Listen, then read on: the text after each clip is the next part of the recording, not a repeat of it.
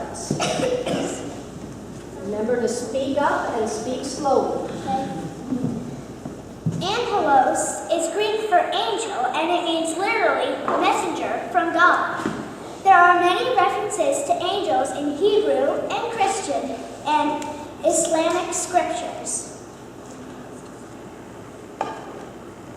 God's messages can be visible or invisible. They can be human form or non-human form. They are shown to act works with wings to show their swiftness. They have swords to show God's power, and they are dressed in dazzling clothes to show that they bring God's light. An archangel is one who is the chief angel. Michael is called the archangel in the letter of Jude and nowhere else in the New Testament. There are only 4 angels mentioned by name in the Bible: Michael, Gabriel, Uriel, and Raphael. Of those, only Michael and Gabriel appear in the New Testament. Michael means who is like God. He is called Saint Michael to honor him, like we say Saint Peter and Saint Paul.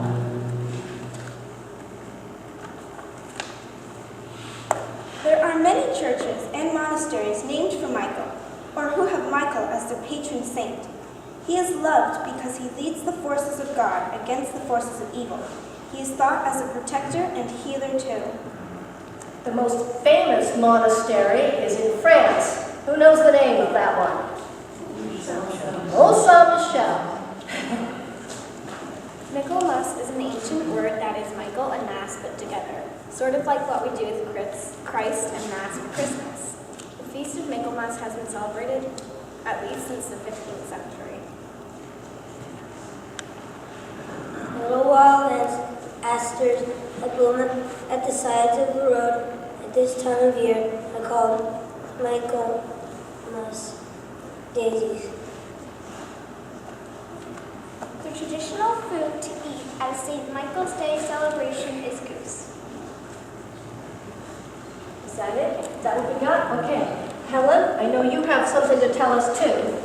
Well, our skit was about the devil and his angels getting thrown out of heaven. Louder. So the angels are in white and the devils are in black, right? Anybody else?